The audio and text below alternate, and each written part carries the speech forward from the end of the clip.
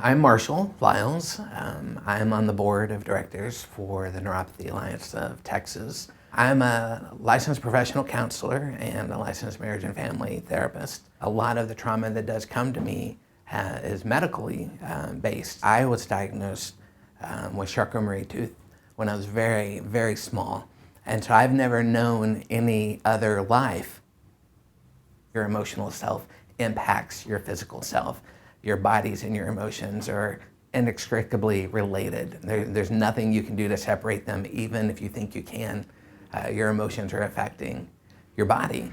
And so this training, this video is gonna focus on how do we become aware of the emotions that are related to our neuropathy journeys, and what can we do with those emotions so that they're not something that only takes away from our health, but by taking ownership of them, it can actually improve our physical health as well as our relational and emotional health. When we are interacting with the world, our brain is alert and taking in sensory element from everywhere, what we see, what we hear, what we feel. And the way that it takes that in is through our body. And all of that sensory data neurologically gets funneled through a part of your brain that starts to label the sensory information as either familiar or dangerous. And if it is dangerous, it has a very specific loop that it sends you in for self-protection. But if it's familiar and it seems like, oh, all things point to this is safe and okay, that moves on up to the upper parts of your brain and it integrates seamlessly. So that information, sensory-wise, comes in through the thalamus. And that starts to be a gateway of sorts to all other cognitive and neurological processes. Your brain then sends you a hard loop into your limbic region, and the amygdala is a part of that. And the amygdala is this tiny little almond-shaped part of your brain that controls then your emotional responses in times of threat. And so whenever it activates, it tells your body you're right to be alerted, you're right to be cautioned. So it asks your body to respond further. Our brain doesn't really separate emotional pain from physical pain all that well. And so even though we might not be talking about signals that originate in the outside world, things that come from our own person, from our own body, can alert that part of our brain as well. So if I start to have chronic pain in my body, if I start to feel like I'm going to fall all the time, if my balance continually feels precarious and I think that I might be in a dangerous, compromised position, that fight, flight, or freeze response is being activated over and over again, trying to keep you alert enough to be safe, trying to keep you from danger. But at the same time, if we live in that place for very long, it can actually create harm. Over time, if we live in that loop where we're never getting the benefit of full integration into all parts of our brain, we're living only in that crisis center, our symptoms will start to intensify both physically and emotionally. There's this strange paradox in the part of your brain that's meant to protect you in times of harm. If you're living with a condition like neuropathy, if you don't start to take some of that back, it can actually create a somatic environment where you accidentally create more possibility of hurting yourself. Sometimes we think a crisis moment in our brain is only extreme amounts of pain or a large accident. We might even shame ourselves a little if we're starting to be in a season of struggle, but it's just been mild discomfort. But the thing that you need to realize is that accumulates. Even mild discomfort that's experienced chronically can have big impacts on your brain. And so don't judge yourself and don't measure whether or not you're in a crisis place by only how severe the pain is, but maybe asking yourself, how long have I lived in any degree of pain? And am I benefiting from the type of life that I deserve? Because there are things we can do to help reverse that. There's this concept that we have learned from brain science about neuroplasticity. Neuroplasticity refers to the fact that our brains are actually very moldable.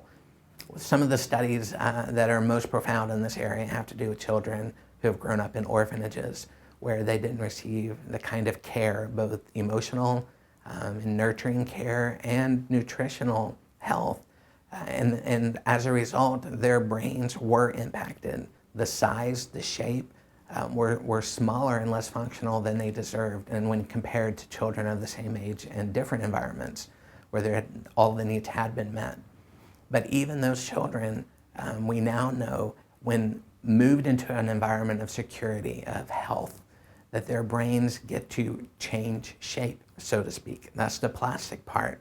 And that's good for us too. We need to know that as a result of living with a chronic illness, it can start to impact our brain and its function. Part of what your fight, flight, or freeze response can do is start to create an atmosphere of isolation, where you become very self-focused and on your own protection. What's really important when we're struggling with chronic illness of any kind is to stay connected to people. There's a book that was written by Patricia Fennell that talks about the 4 phases of chronic illness. And understanding those 4 phases, having information, is incredibly powerful to promoting your own health and taking an active role in how you see yourself. So the 4 phases are crisis, stabilization, resolution, and integration. We're going to quickly highlight some of the characteristics from each of those 4 phases, as well as some of the possible interventions you could focus on to promote growth into the next phase. But before we do that, what's important to know is that with any stages of human development of any kind, it's never linear. We loop in and out of places, and even if we've made it all the way to phase 4, we can move into a new hard season that takes us back to phase 1. So instead of feeling defeated by that, we get to see it as an opportunity, because I've been there before and I know the way back, and I can get to health, I can get to healing, I can get to perspective quicker than I did the first time around. Phase 1 is crisis. This often comes when the symptoms are loudest in our mind. There's a sense of urgency and helplessness. I don't understand what's going on. I don't have a lot of information about these symptoms. I might even be pre-diagnosis. And I just live in a chronic place of feeling upset. It even throws your identity into a place of crisis. You no longer are familiar with yourself. Who am I in light of this? It's impacting me in ways that are throwing me off and creating a lot of disruption. You might even go into some false guilt and blaming yourself, trying to attempt to get to any answer that would explain the symptoms, but the crisis of it all starts to become very ego-focused. We think it is all because of us, and then all of the impetus is on us to do our own healing. So part of the interventions for moving out of crisis phase is to start to assemble a team so that you're not alone and you're not quite so self-focused and self-limited. You really want to have a leader. Who's going to be your medical team lead? Who is going to be the person that all other doctors are running information through? Stay organized. This one is very big. From the beginning, start to challenge yourself that even though you feel like you're in a place of chaos, you're going to document. You're going to keep information. You're going to keep notes. You're going to be able to understand what interventions are being applied medically, what treatments are being applied, which ones are impacting you positively and negatively. Stay organized and then communicate that information back to your assembled team. This is the part that gets a little more gray. You're going to have to start the process of grieving. Sometimes when we're in a place of crisis, we're not in touch enough with what the emotions are in order to process them and grieve them.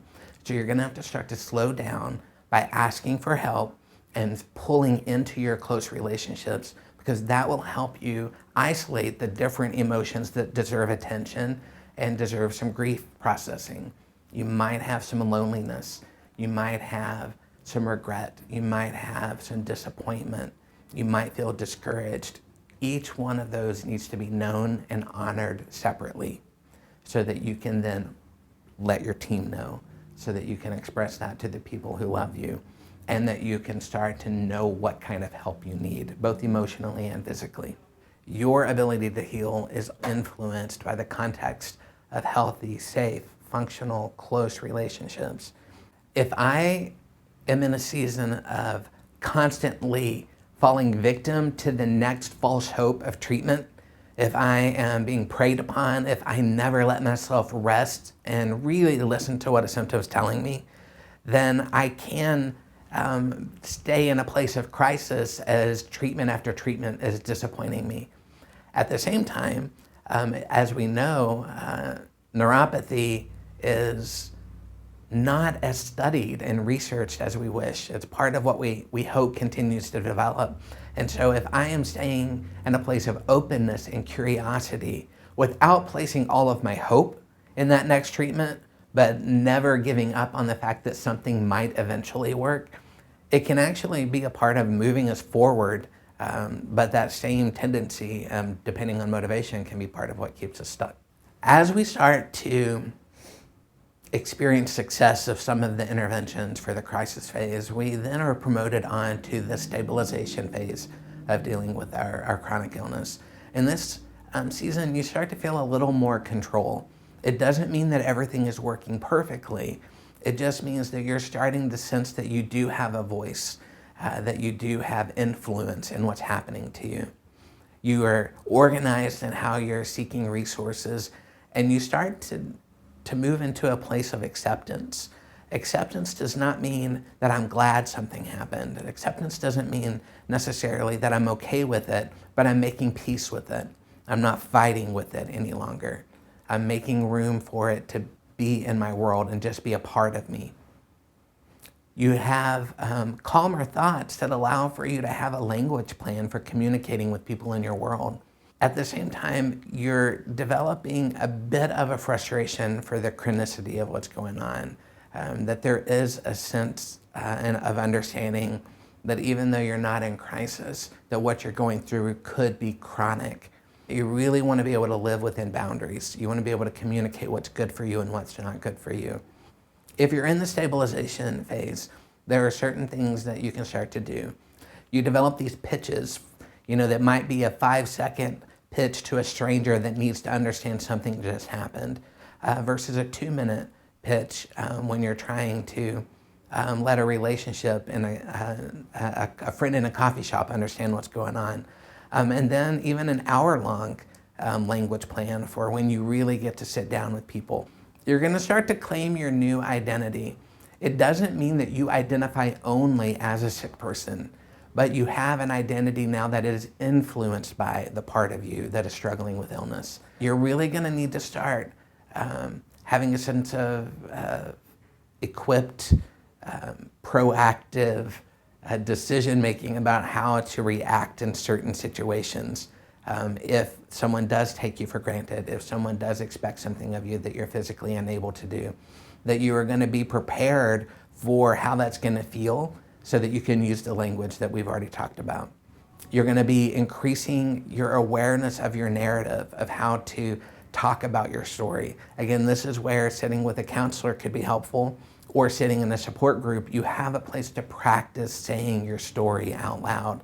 And the more that we can own our story with self-compassion in this phase, the more health we're going to feel, the more our treatments are going to feel like they have a place to go. Phase 3 in the 4 phases of chronic illness have to do with accepting the chronicity of what's going on. Whereas in phase 2, we were starting to just live in frustration about it. We're making a peace with the fact that this could be long-term. We're less dependent on our doctors. It doesn't mean we're neglecting our medical appointments, but we're not as needy of them for information. We're not as dependent on them for direction. And in general, as a result, we're less illness-focused. We're moving out of the part of ourselves that only feels like we can define ourselves through the lens of our sickness. That's why this phase is called resolution, as we start to be able to integrate those things into ourselves. One of the hardest things to talk about in this phase, and yet one of the most important, is that a characteristic of resolution is honoring the ambiguity that comes with it. Part of acceptance of the chronic parts is that we don't have as much control as we wished we did. We don't understand what's going on all the time. There's not always a predictability. There's a constant newness, a lot of change that comes in dealing with neuropathy as our symptoms evolve. Sometimes one treatment works for a season and then it stops working. That ambiguity can rock us, but moving into resolution means that we're starting to tolerate it a little bit better. So as part of this, what can we do? We're going to advocate for ourselves. We're going to, without shame and hindrance, speak freely about who we are and what we need. We are going to start to make meaning of what's happening. You start to edit your narrative. You start to revisit grief without falling back into it. And you embrace what you're needing emotionally in order to feel resolved. When we're conquering all of those things well, we're moving into phase 4, which is called integration. At this point, you're familiar with all the phases. You understand all of the roles that exist inside of you as a part of you having this new sense of self. And you feel full again. All the things that were taken may not have been replaced exactly, but you have found how to fill life again. And then at the same time, one of the biggest blessings about being in integration is that you're prepared for future crisis. That if a new phase 1 opportunity shows up, we're not surprised by it. We've made a sense of understanding about how that is to be interpreted as an opportunity. It's speaking a need, and we take advantage of that. We embrace it. So you're really starting to expand your social life, and you're committed to what your plan of care is. You're exercising it with accuracy and with intention. As a result, it might feel weird to say this about yourself, but you catch yourself having moments of feeling mature and brave. Mature in the sense that I'm capable of both receiving and giving out of this new sense of self. I'm not locked into either role. There's a paradox that comes in that, but there's a beauty that is developed as suffering is acknowledged, as suffering is addressed, as healing starts to happen, and then we integrate that into the new meaning of who we are. Gratitude, in my opinion, is one of the most powerful healing forces that exists. Gratitude is not about denial. Gratitude is not about self-deception, but gratitude is about staying focused on what's still true about the opportunities and about the goodness that's in the world and is in me. Because of how our brain works, we are gonna tend to over-focus on the painful. That's part of what that initial brain chemistry is doing, is trying to pull you into attending to the potential threat that your body's telling you you're in. So we do need to listen to that, but we can't live in that place. And gratitude, if we cultivate that with intention, if we develop practices that help to build it up in us, it can be a resource that pulls us out of a crisis mentality and into health.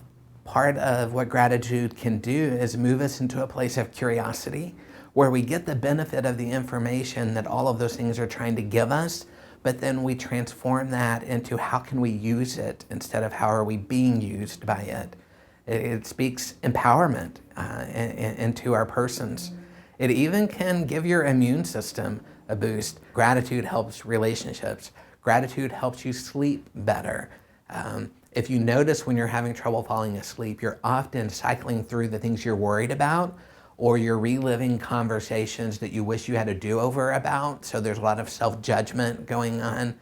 If we can start to develop some gratitude practices and even using them as we're trying to fall asleep, it brings peace, it brings stillness, it brings an optimal environment for health and recovery and transitioning into a comfortable sleep. It makes you feel happier. It releases neurotransmitters and endorphins in the moment that give you a hit, that give you some energy for that moment, and then also can accumulate over time and develop into an energy that you have access to. In the counseling world, we often talk about developing internal resources.